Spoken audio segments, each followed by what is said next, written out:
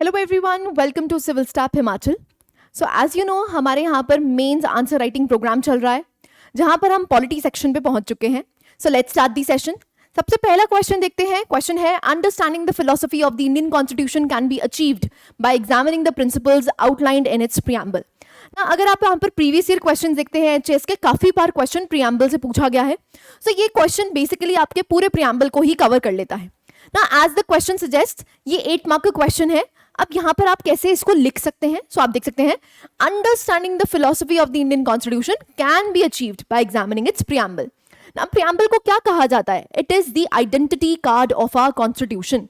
सो basically जो constitution में philosophies हैं, आइडियल्स हैं, वो सारे ही आपको प्रियम्बल में देखने को मिलते हैं। सो अगर किसी ने हमारा कॉन्स्टिट्यूशन पढ़ना है, जिस्ट जाननी है, समरी जाननी है, वो कैसे जान सकता है? वो हमारे प्रियम्बल को पढ़ सकता है। उसी से पता चल जाएगा कि फिलोसफी क्या एग्जिस्ट करती है, राइट? सो आप यहाँ पर स्टार्ट कर सकते हैं। एक्सप्लेन करने को बोला गया है, तो इवेंचुअली आप यहाँ पर प्रियम्बल से स्टार्ट कर सकते हैं। Now, preamble of the Constitution is a pivotal for grasping the philosophy of the Indian Constitution. Rather, आप कह भी सकते हैं कि यहाँ पर एन पालखीवाला ने ये कहा था कि ये क्या है? ये आइडेंटिटी कार्ड है हमारे इंडियन कॉन्स्टिट्यूशन का। ना इंडियन कॉन्स्टिट्यूशन में जो भी आइडियल्स एग्जिस्ट करते हैं, देखिए अगर हम इंडियन प्रियम्बल की बात करते हैं तो आपको बेसिकली 3 चीजें देखने को मिलती है। एक तो देखने को मिलता है भाई, नेचर क्या है हमारी सोसाइटी का, नेचर क्या है इंडियन डेमोक्रेसी का, SSDR है ना, SSDR, which is sovereign, socialist, secular, democratic, republic, right? So आप यहां से नेचर बता सकते हैं। दूसरा, हमारे ऑब्जेक्टिव्स क्या हैं? क्या हैं objectives?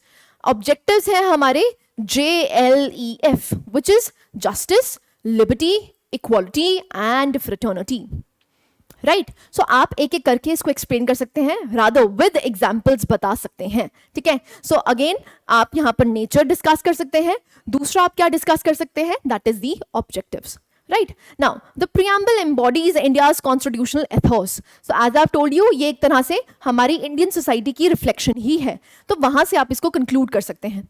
Rather I would suggest, जब आप प्रियम्बल वाले क्वेश्चन को डिस्कस कर रहे हैं, रादर प्रिपेयर कर रहे हैं, तो आप हमेशा ही जो भी इससे रिलेटेड कोट्स हैं उसको जरूर याद करके जाइए, क्योंकि कहीं ना कहीं प्रियम्बल से क्वेश्चन पूछा जाएगा, right? Simple question. So preamble से आपको यहां पर क्वेश्चन देखने को मिले हैं, that is why we have also inculcated this.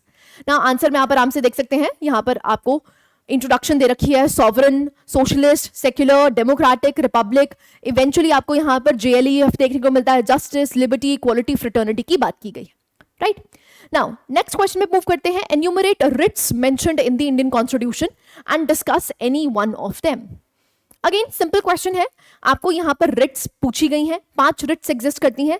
Start ही आपने कहां से करना है? That is article 32 of the Indian constitution, which is known as the soul and the conscious of a constitution. अगर आर्टिकल 32 ना होता तो फंडामेंटल राइट्स देने की कोई मकसद ही ना बनता, उसका कोई फायदा ही नहीं होता, ठीक है? तो बेसिकली इसी को फंडामेंटल राइट्स में इसलिए रखा हुआ है। तो by and by simple question है, आपको किसके बारे में बताना है? Habeas corpus, mandamus, prohibition, certiorari and quo warranto.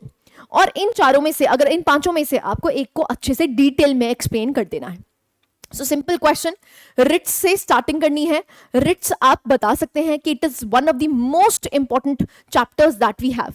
Even इस आर्टिकल 32 को किसके तहत रखा हुआ है? फंडामेंटल राइट के तहत रखा हुआ है, जस्टिशिएबल बना रखा है, क्योंकि फंडामेंटल राइट्स जो पार्ट 3 एग्जिस्ट करता है वो क्या है? It is justiciable, right? So that is why article 32 itself is a fundamental right. Clarity है? सो आप अगेन, क्वेश्चन बहुत सिंपल है, आपको यहां पर इंडियन कॉन्स्टिट्यूशन में जो जो रिट्स देखने को मिलती हैं and eventually what you need to do, उसमें से आपको एक को अच्छे से एक्सप्लेन करना है, राइट? नेक्स्ट क्वेश्चन पे मूव करते हैं, that is differentiate between pardoning powers of president and governor. ना दिस इज इंपॉर्टेंट। ना जब हम पार्डनिंग पावर्स की बात करते हैं तो आपको आर्टिकल नंबर जरूर पता होना चाहिए। देखो पॉलिटी के क्वेश्चंस की अगर बात करते हैं तो पॉलिटी के क्वेश्चंस में ना इसको समझ लो, जब हम पॉलिटी के क्वेश्चंस की बात करते हैं तो आपके अगेन देखो, हर किसी क्वेश्चन में, चाहे फिर वो पॉलिटी का हो, चाहे सोसाइटी का हो, जिस मर्जी का हो, इंट्रोडक्शन, बॉडी, कंक्लूजन आपको देखने को मिलेगी ना। स्पेशली देखो, अब तो आपके पास 8 मार्कर और 12 मार्कर क्वेश्चन ही आएंगे। जब हम इंट्रोडक्शन की बात करते हैं तो इंट्रोडक्शन ब्रीफली आप कैसे स्टार्ट कर सकते हैं? आई हैव टोल्ड यू 3 तरीकों से, या तो करंट अफेयर बेस्ड हो सकता है, या फिर फैक्ट बेस्ड हो सकता है, जिसमें अगर पॉलिटी से रिलेटेड है तो क्या ऐड करोगे, आर्टिकल नंबर ऐड करोगे, या फिर डेफिनेशन से स्टार्ट कर सकते हो। अब यहां पर दोनों तरीके हैं। दोनों तरीके क्या हैं, क्योंकि आपसे प्रेसिडेंट और गवर्नर के डिफरेंसेस पूछे हुए हैं पार्डनिंग पावर्स में। तो सबसे पहले आप स्टार्ट कर सकते हो आर्टिकल नंबर से, या फिर पार्डनिंग पावर्स को आप डिफाइन करते हुए स्टार्ट कर सकते हैं।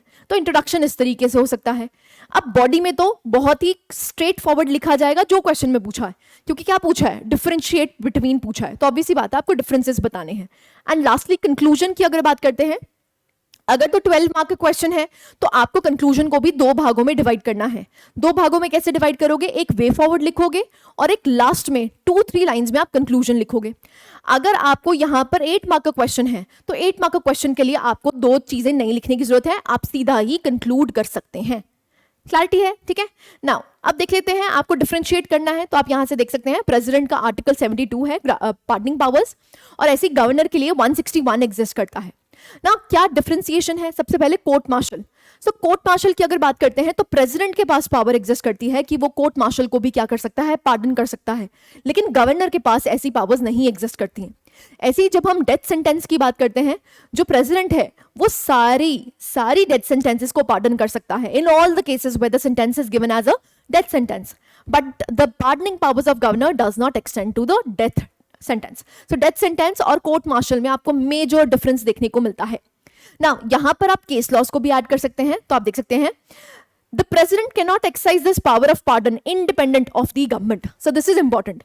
भाई प्रेसिडेंट के पास ऐसी पावर्स नहीं है कि डिस्क्रिशनरी पावर्स हैं, ये डिस्क्रिशन पावर नहीं है, क्योंकि पार्डनिंग पावर्स भी किससे एड एंड एडवाइस लेके करनी है, काउंसिल ऑफ मिनिस्टर्स से।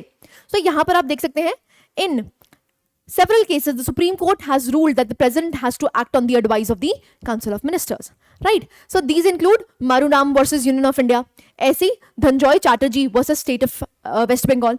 इन दोनों में ही आपको देखने को मिलता है these case law states that President की ये discretionary power नहीं है, and as we know President के पास constitutional discretion नहीं एग्जिस्ट करती है।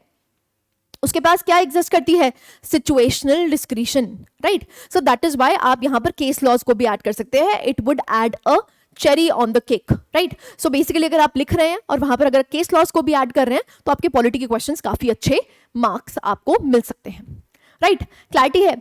लास्ट क्वेश्चन, यहां पर देखो हमने काफी क्वेश्चंस डिस्कस किए हैं। देखो आपके पॉलिटी के 4 सेशंस रहेंगे, तो व्हाट आई एम ट्राइंग कि हर एक एस्पेक्ट जो आपके प्रीवियस ईयर क्वेश्चन में पूछा गया है उस एस्पेक्ट से एक एक क्वेश्चन को हम डिस्कस कर लें।